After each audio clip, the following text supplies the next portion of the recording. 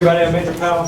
Math department, I teach 206, and today we're talking Province Stat, only Province Stat. So there's a big long list of math topics that get included in the fee, and Province Stat is like one of 6, but we're going to give it a whole hour, and then next Wednesday we're going to talk all the other ones. If you look through the list of things that get included in Province Stat, it is a very long list. It starts with descriptive statistics, things like mean, median, mode, standard deviation, variance, gets into permutations, combinations, general counting rules. It talks about set theory, things like unions, intersections, complements, laws of probability, things like total probability, joint probability, conditional probability. Then it gets into distributions. In the reference manual, I see a couple of them around. It gives you equations for PDFs, CDFs. It gives you equations for the mean, or representations of the mean, the variance, and other things given a certain distribution, a named distribution. Specifically, distributions that you'll be expected to know, I presume, because they're in the reference manual, are the binomial, the normal, the t, the chi-squared, the f distribution. They all have different applications. The central limit theorem is in the reference manual.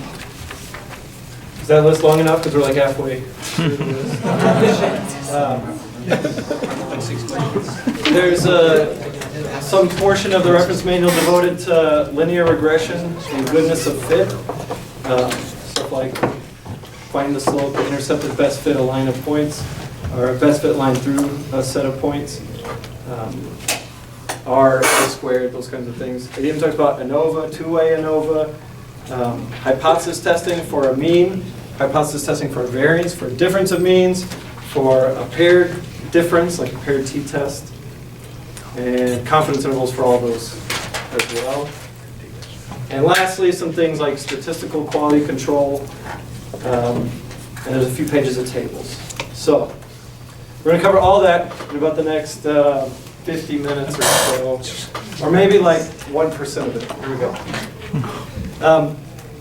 So I've gone through a handful of practice exams. Here's 10 problems, 20 problems, whatever. So I'm going to try to hit things from two perspectives. Either it seems to show up all the time, or teaching 206, you may or may not be familiar with it. So those are two things I'm going to try to hit, and maybe not hit some things that hopefully you still remember a little bit of.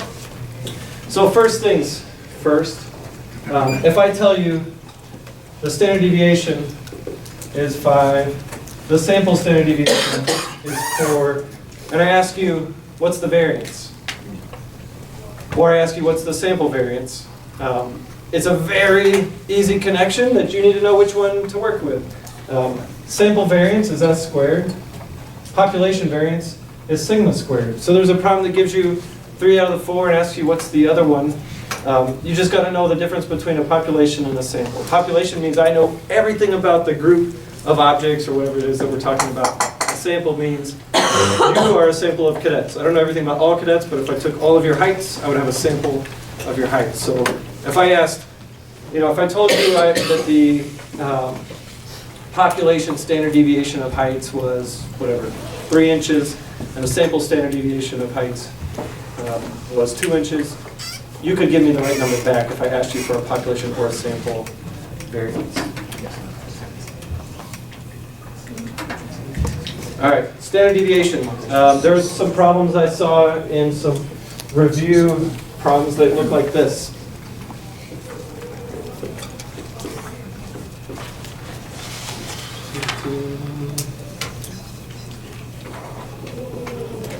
And it said, the mean of the sample, or x bar, is 13. What's the sample standard deviation? Square root. So you ought to be able to look in your manual and say, well, what's the formula for a sample standard deviation? And there's a difference between sample standard deviation and population standard deviation. So if I tell you sample and I give you the sample mean, you're going to go this route.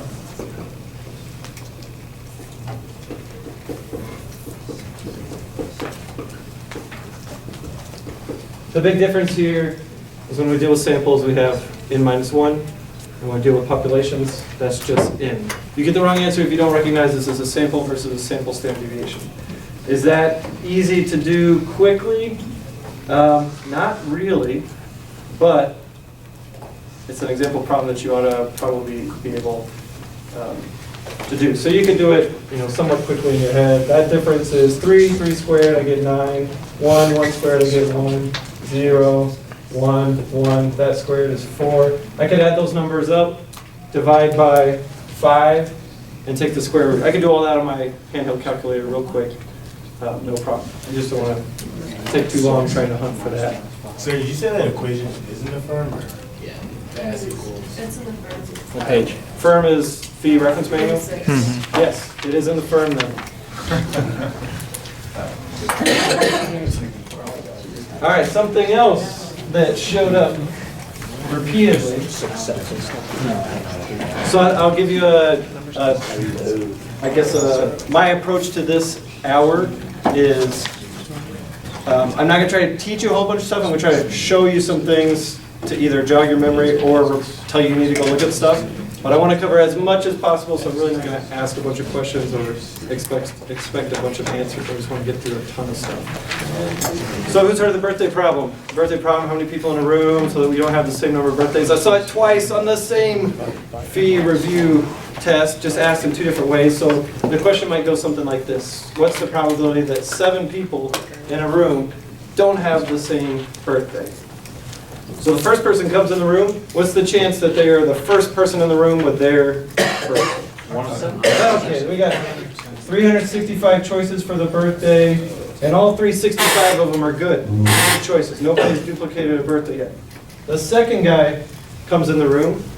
How many choices are there for the birthday of the second person for it to be unique? 364 over 365, 363, and on down until we get to the 7th person. Multiply all these together, and that's how you would get 7 people, all with unique birthdays. All right, let's talk a little bit about sets. Sets are usually denoted like this. I have a set A. I put what's in the set inside squiggly brackets. So if I have set A is 4, 7, 9. Set B is 4, 5, 9, 10.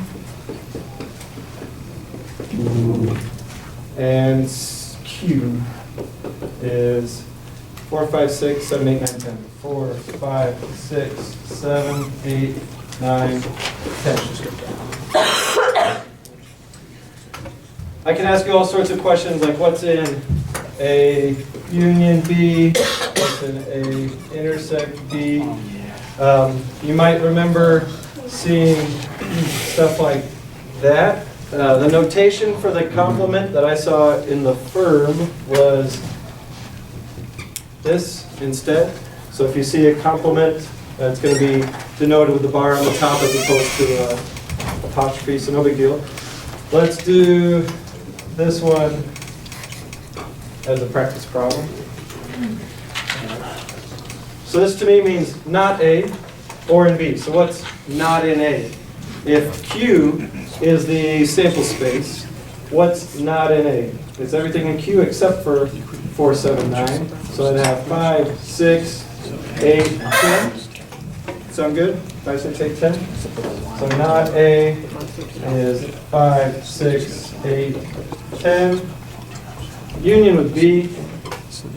B hasn't changed. It's still 4, 5, 9, 10.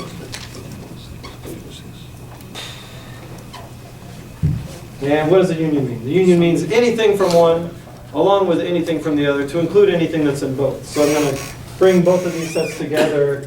4 is in there, 5's in there, 6. I don't see 7 anywhere, but I got 8, 9, and 10. So A complement union B would be 4, 5, 6, 8, 9, 10.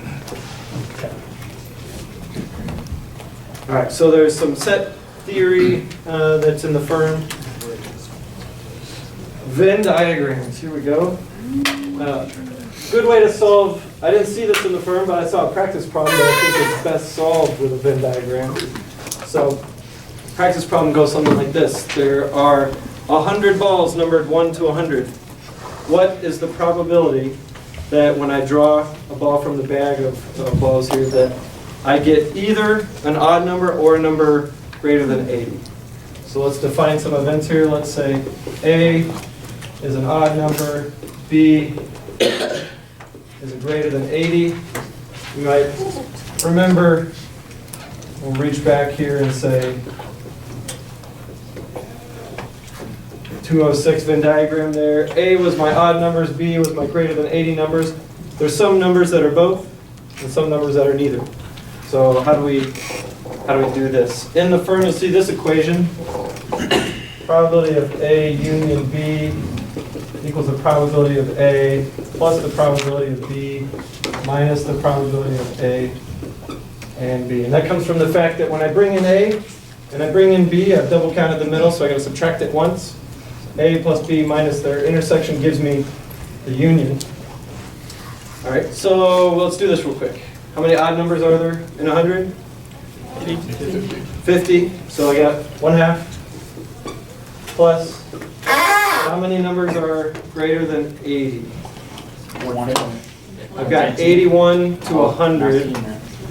20. Which is 1/5. And how many numbers are greater than 80 and they're odd? I've got 81 to 99. 110. So a half plus 2/10 gets me up to 7/10 minus a tenth, 6/10, and we're done. 6/10.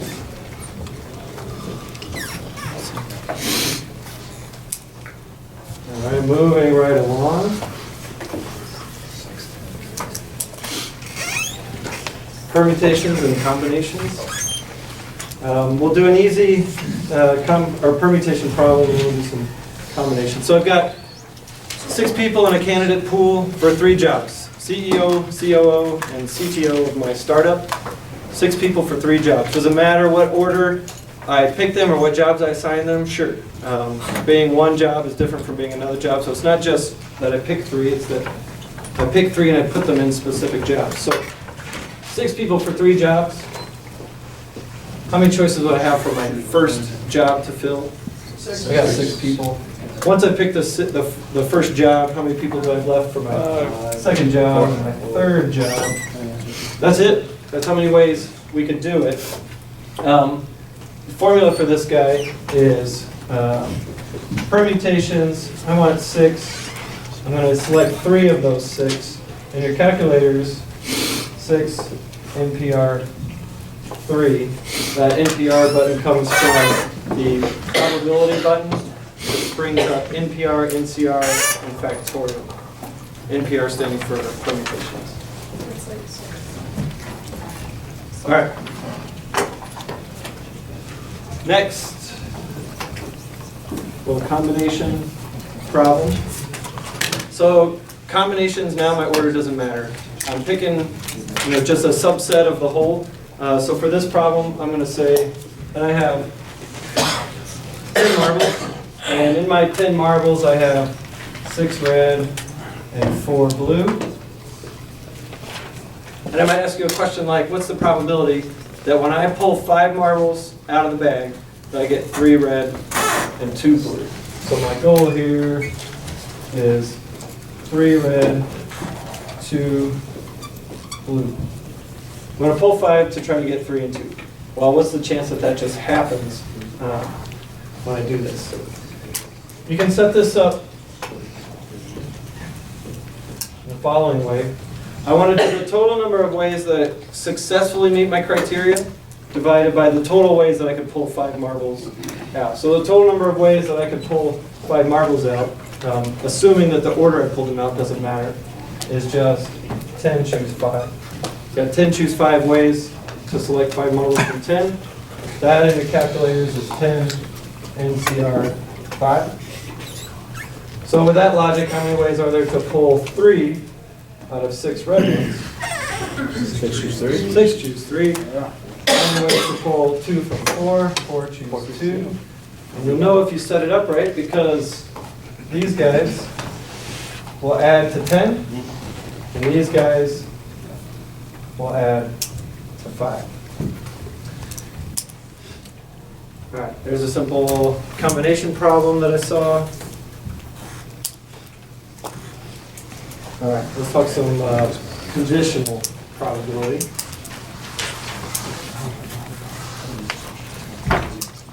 All right, so here's the scenario. 4th down conversions in the NFL. Yeah. Teams run and teams pass. All right, so 65% of the time they run. Probability that I run is 0.65. What does that mean, the probability that I pass is? Probability that I don't run, confidently run here, or equivalently pass is 0.35. We get there with the complement rule. Probability of A plus the probability of not A has to equal 1 because it's exhaustive. When I run, I'm successful. Probability of successful, given that I run, is 0.72. And the probability, the other question, or the other thing I'd give you is the probability that you are not successful, given that you don't run, is 0.35. So how do we set this up to be able to answer anything we want about this conditional probability problem? We can do it like this. Sir, why don't the two probabilities add to one? Which two probabilities? I understand. Okay. I don't get it. I think the diagram will explain it here in a second. The probability that I run, 65% gets me on this run path here. The probability that I don't run, or equivalently that I pass, 0.35. Now there's two things that could happen if I run. I could get a first down, I could be successful, or maybe I'm not. So if the probability that I am successful, given that I ran, is 0.72, what is the probability that I'm not successful? 0.28. Given that I ran, 0.28. So you'll notice every time at every fork, these add to 1, these add to 1, these have got to add to 1. So down here, we could say probability, we'll do the top one first, probability that I'm successful given that I didn't run, and probability that I am not successful given that I didn't run. Let's see what those equal. So I told you they fail 45% of the time when they pass. So not successful given that I passed the ball, and 0.45, which is 0.55. And now I can ask you some tough questions like, your team made a first down. What is the probability that they ran the ball? On that bottom, was that supposed to be 0.45 or 0.35? So it was 0.35 that they didn't run. And now I got to give you some information about whether or not they made a first down or not. So when they don't run, they get a first down 55% of the time, and they come up short 45%. There you go. Good catch. How about this? Done. All right, so I tell you that my team got a first down. I want to know the probability that they ran the ball. No.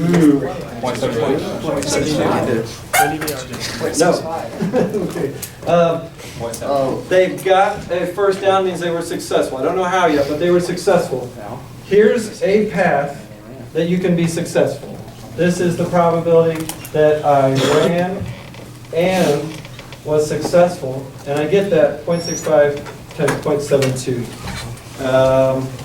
Anybody got a calculator? Want to throw me that number? 0.65 times 0.72. 0.468. 0.468. Here's another way that I could be successful. I could have not run and still been successful even though I didn't run. 0.35 times 0.55. 0.1925. Actually, you're on fire. There already is. For the two today. I must be taking the field. 0.1925, is that what you said? Yes, sir. Okay. That's the total probability that I was successful. What portion of that probability is associated with running for that? The top. So I can get, my question to you was the probability that I ran given that I was successful. That number is nowhere here, but we can pull it out of here. So the probability that I was successful, that's my denominator. Probability that I ran and was successful is my numerator. You gave me these two numbers, somebody throw those together, what do you get? 0.6605. 0.6605 and 0.468 was my numerator. So it changes things. This is conditional probability. My probability of being successful is altered, or my probability of running, rather, is altered once I tell you information like you were successful. You were more likely to be successful if you ran, so now there's probably a greater likelihood that you ran given that you were successful. That's it. That's conditional probability.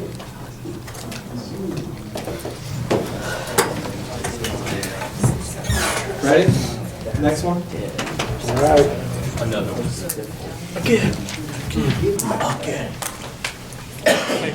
Not too bad. All right, next big topic that I saw in the firm was expected value. Expected value in the discrete case, which I think is the only case you could be expected to do manually, unless you're able to use just one of the formulas in the firm that tell you what the expected value is of some of the other distributions. So if I gave you an example, like what is the expected value of a die roll, it's nothing more than this. My X options, or what are the outcomes that a die could take on? 1, 2, 3, 4, 5, 6. What's the probability of each one? 1/6, 1/6, 1/6, all the way down. And it doesn't always have to be the same probability for everything, but you would set it up the same way. And the expected value of X is just the sum of X times this probability. Which in this case, since these are all 1/6, I could just say 1/6 times the sum of these guys. What does that make the expected value of a die roll? 3.5, and that shouldn't bother you, hopefully. It might that the expected value isn't an actual outcome that you could get, but it's okay. That's still the expected value. If I roll 1,000,000 dice, the average value I would expect to see in the long term is 3.5. So in this case, 3.5. The next thing that you can take after expected value is the variance. So what is the variance or the standard deviation of a single die roll? So the variance of X here is a little bit different formula, and you need the expected value in order to do it. So you can take the sum of the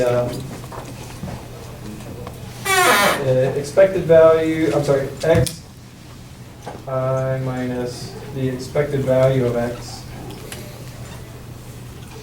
squared. There we go, times its probability. Well, we've got all our options for X, we've got all our expected values. We can take the difference, we can square them, and we can multiply them by the probability of getting each one of those things. So it's the same thing, we just create a new X minus expected value of X column here. And it'd be 1 minus 3.5, 2 minus 3.5, 3 minus 3.5, 4 minus 3.5, all the way down. Then we can take that same column and square it, and now multiply it by its probabilities. Probably bordering on something that's too hard to do with a calculator unless you get a really small set of outcomes and some really easy probabilities to work with.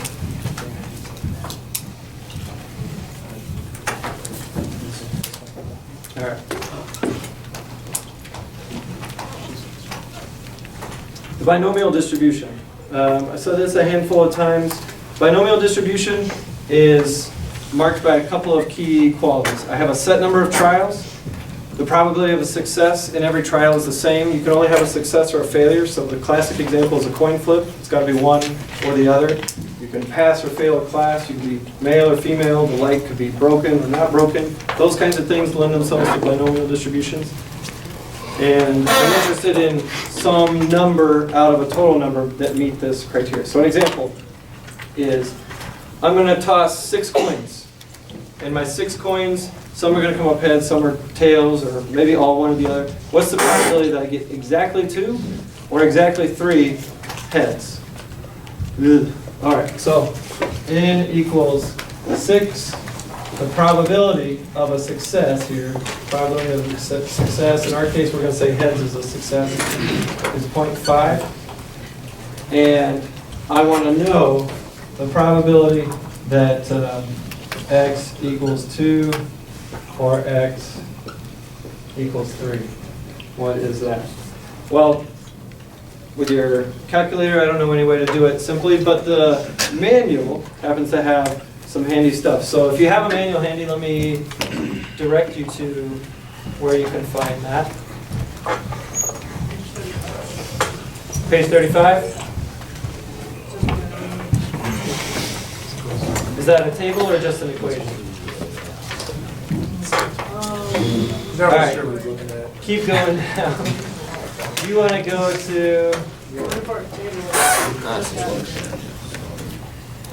to page, looks like 49. Go to page 49.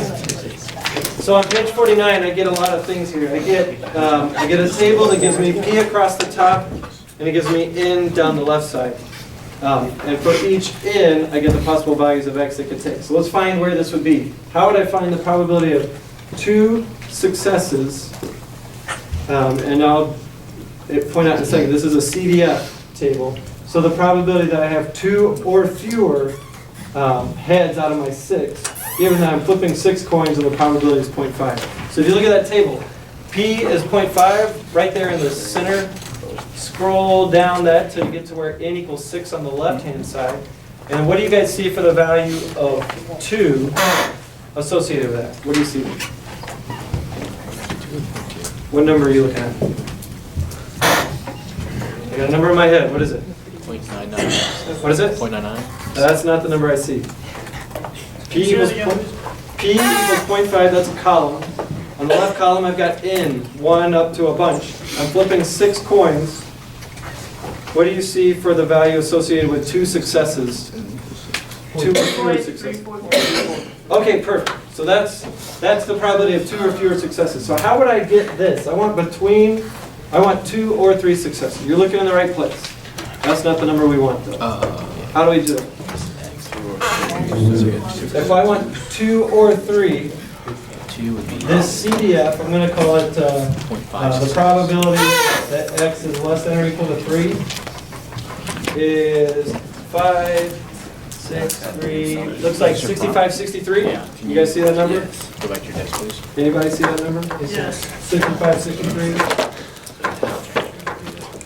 What do I need to subtract from that to get only the possibility of there being 2 or 3 heads? 0 and 1. So let's subtract the probability that x is less than or equal to 1. And what number did you get for that?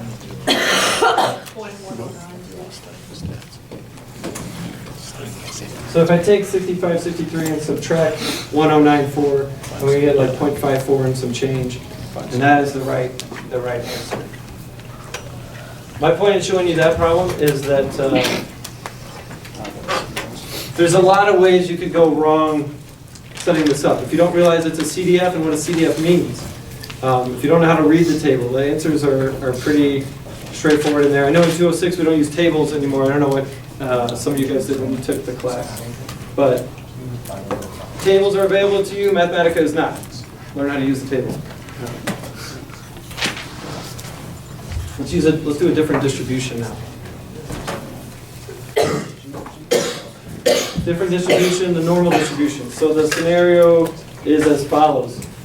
Measurements of the water content of soil from a borrow site are normally distributed with a mean of, so it's going to be X bar for my sample, equals 14.2%. And a standard deviation of 2.3. So it's a sample standard deviation, 2.3%. So what is the probability that a sample taken from the site will have a water content above 16% or below 12%? Okay, well, in a normal distribution, basically I want to see how rare would 16 be if this is my mean and standard deviation. Let me back up and say these are populations. We'll call this mu. Let's see. So population information. So if my sample is 16, how far away from 14.2% of that? When we talk about normal distributions, I want to think about this in units, basically, of standard deviation. So how many standard deviations away from 14.2 is 16? I do exactly that. Minus 14.2 divided by the size of the interval that I'm interested in. That gives me 0.78. So that's going to be the standard normal associated with 16%. 0.78. The other part of it was I was interested if my sample was less than 12%. So we do the same thing. 12 minus 14.2 over 2.3.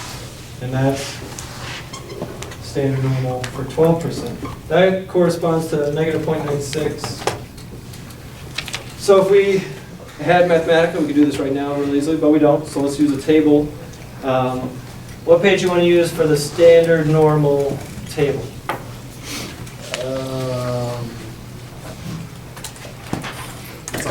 That's right. 45. I really thought it was going to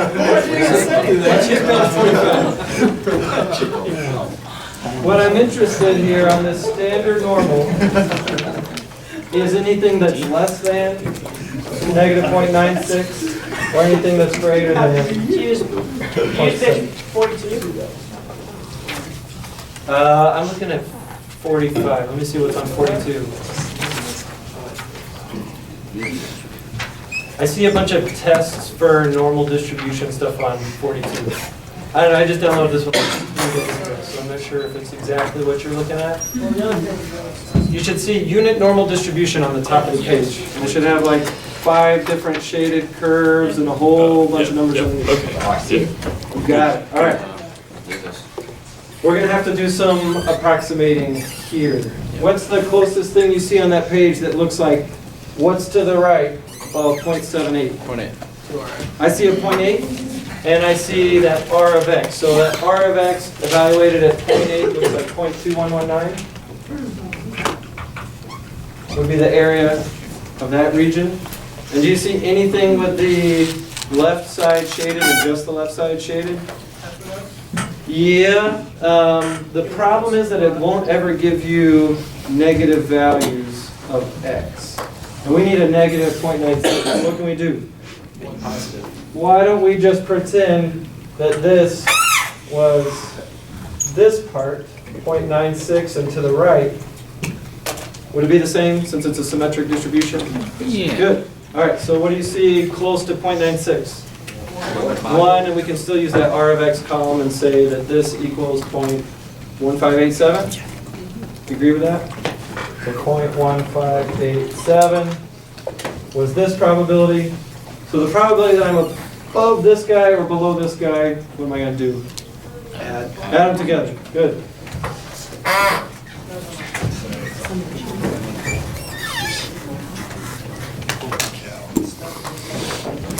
All right.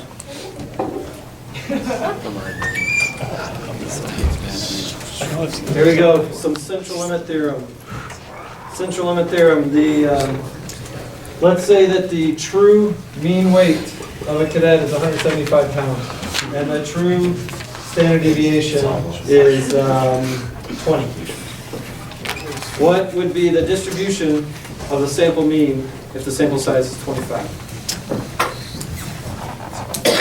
So this is implying that cadet weights are distributed normally would mu equal 175, sigma equals 20. And I want to know, how would a sample of size 25, what would be the distribution of that sample mean? Well, the mean, we'll call it little W bar here, W bar for the mean weight, is also going to be distributed normally. And I can say this because if this is distributed normally, then the sample mean will be distributed normally. If this wasn't distributed normally, I can only invoke the central limit theorem when what happens? N starts to get large, like 30 or more. If n is 30 or more, I can use the central limit theorem regardless. If it's less than 30, I can still use it as long as the underlying distribution is normal. So the sample mean is distributed. What do you think the average weight's going to be? It's going to be the same. 175. But the standard deviation changes. And it changes because of this. If one person walks through the door, is it very unlikely that they might weigh 200 pounds or 150 pounds or whatever? He's like, yeah, that is unlikely. No, it's not that unlikely. But if 10 people came in and their average was 200 pounds, is that more unlikely or less unlikely than just one person? More likely. It's more unlikely because we think the average might be 175. So to get a sample with a much higher mean or a much smaller mean would be unlikely. So the standard deviation of our normal distribution here is going to get smaller as we compact this distribution. And it does it in a very specific way. Sigma over square root of n. So in our case, that's 20 over square root of 25, where our size of the sample here is 25. So there's really no work to be done. You just have to know that relationship. The standard deviation shrinks by a factor of 1 over the square root of n. All right. Moving right along. 10 minutes left, is that it? All right. I'll give you the choice. We can do a confidence interval and a, now I won't give you the choice. We'll do a confidence interval for the mean of a sample of these numbers. 2.5, 2.7, 2.9, 3.1, and 3.3. So I'm saying that those are GPAs from 5 students, and I want to now project what I think a confidence interval, a 90% confidence interval for the true mean GPA might be. Okay, well in the firm you'll see stuff like this. The CI confidence interval for mu is x bar plus or minus some t value, we'll figure out which one that needs to be in just a second, times s on the square root of n. We've already talked about how to find s, that's just a simple standard deviation. We've talked about, you know how to find a mean. Odds are, if we have a problem like this, we'd probably give you a couple of these numbers to save you the time of computing them. Square root of n is no big deal. But what is this t value? So the t value is a distribution that looks a whole lot like the normal curve. In this case in particular, we're going to use the t distribution with n minus 1 degrees of freedom. So this is going to be the t distribution with 4 degrees of freedom. But we want a specific value along this curve. So a 90% confidence interval is going to cut off 5% up top and 5% up top and 5% off the bottom, respectively. So this value is really the 95th percentile of the 4 degree of freedom distribution. We'll pull up. Go ahead and find that chart if you want to find a chart. We'll make sure we can get the same number. So this is the T95. If you can compute x bar, you can compute s, we can count to 5, takes a square root, and we find this number, then you're home free. So in the firm, on the t distribution pages, for me it's on page 46. Alpha at the top represents how much do I want cut off in this upper tail. So how much do I want cut off? I want 0.05 cut off. That looks like the column that's right underneath where it says alpha. And I want the 4 degrees of freedom, which is that that V is really called nu as a Greek letter there on the left side. So if I go nu equals 4, I go over to where it's 0.05. What do you guys get for that T? 2.132. 2.132. So that's 2.132. The rest you calculate for in, then you've got confidence interval for the mean.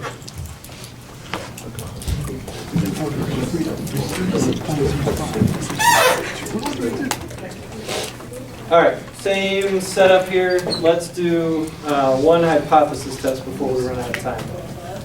One hypothesis test might be, you calculate here and you see that the average is 2.9. But ORD claims that it's 3.1. And you say, I don't know about that. I think it might be less than that, and I'd like to test that. So, how can we do it? We could say that the hypothesis test you want to do here, null hypothesis is that mu naught is 3.1. You claim, alternatively, you're interested in that it might be less than 3.1. So if I was going to draw a normal curve here, if I could do something that says, I think that 3.1 is right here, I want to see something far enough over here for me to believe that it's not 3.1, it's less than that. How far over do I need to see? I'm not sure yet. But we can do this with a simple t-test. So our test statistic here, our t-stat is going to be x bar minus mu naught over s over square root of n. In this case, this number works out to be negative 1.414. Now what is true about the t-test here is that the t-distribution with 4 degrees of freedom is always centered at 0, just like every other t-distribution. So I want to see how extreme is negative 1.4. Is that like way out here, or is it like right here? I'm just going to draw it right there and see what happens. So I can do a hypothesis test a bunch of ways. I can find out what t-value would be like a threshold that I want to exceed to reject my null, or not exceed to fail to reject my null. And we usually call this a t-critical value. So if I tell you do a hypothesis test with alpha equals 0.05, what you're interested in doing here is identifying the t-critical value such that 0.05 is all that's left in that lower tail. And now I want to compare it to this. So let's find that number on your firm. What value do you think is the critical value here for the t value that marks out 0.05 in one tail with 4 degrees of freedom? Logan's got it. Say, we just did that. 2.1. Yeah, we just did that. Because it was 2.132 from the other problem with a 90% confidence interval. Is it going to be 2.132 or something different? Same. Something different? Negative 2.132 because it's this guy. So negative 2.132. Where is that in relation to negative 1.44? It's way over here. This was our rejection region. We didn't get that far, so we're going to reject or fail to reject? Fail to reject. ORD may be right after all. At least we don't have enough evidence to claim otherwise. All right.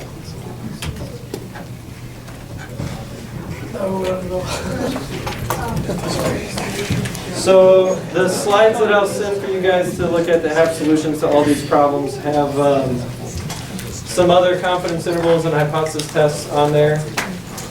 I'll just touch on one last thing before we're totally out of time, and that is we get till 50, don't we? No. We're doing it then. All right, here we go. It's actually an anomaly, it's 46 and a half. I teach math. We don't do afternoon classes. We just play basketball. All right. So linear regression is one of the things you gotta know how to do. So if I give you these points 0, 1, 1, 3, 2, 2, and 3, 4, and I plot them 0, 1. Let's say 1, 3, 2, 2, 2, 3, we'll say that's right about here. And your goal here is to find the best fit line. The best fit line, it turns out, goes something like this. And I want to find the equation of that line. The firm gives you equations for everything you need to be able to do that. It's not trivial, but it's not terribly hard. Y equals A hat plus B hat X. That's the way you see it in the firm. They don't do MX plus B, but we want to get an estimate for the intercept and an estimate for the slope. It tells you that B hat equals SX Y or SX. Well, that probably doesn't help you because I doubt you're comfortable with what those are off the top of your head. And then it tells you that A hat equals Y bar minus B hat X bar. So you got to, the order is this: you solve for the slope, and then you use the slope to plug in and solve for the intercept. Maybe they would give you these numbers, SXY and SXX. Maybe they wouldn't, because they give you the formulas for them, and they're not that hard to solve for, although a lot of opportunity to make a mistake. I did them with a handheld calculator just to see if it was reasonable, and I think it's bordering on unreasonable. Great. All right. Let me stop there and see if there's anything you want to ask a question about. So, like the problems that we have done, like difficulty compared to what you think we see on the video, like, think they're out, the range, like, are these harder, or are these like average? So most of these I took straight from allegedly practice, like review problems that you should be able to do. I don't know. Some of them to me seem like they would take a long time to do, and I kind of doubt you get a lot of those, but maybe a couple. SAT. What else?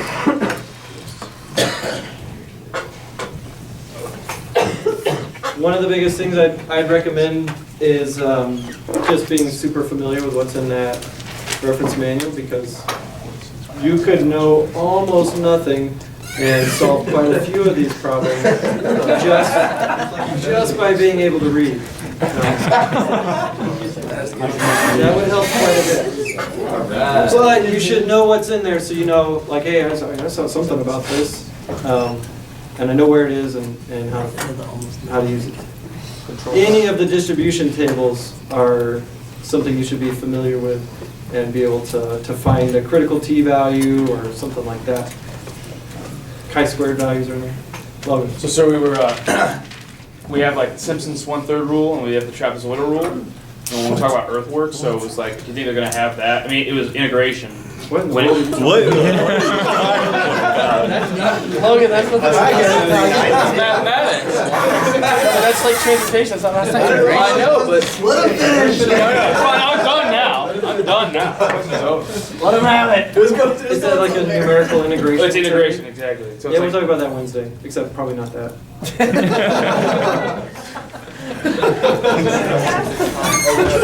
All right, questions for me? I feel fine. I'll see you Wednesday.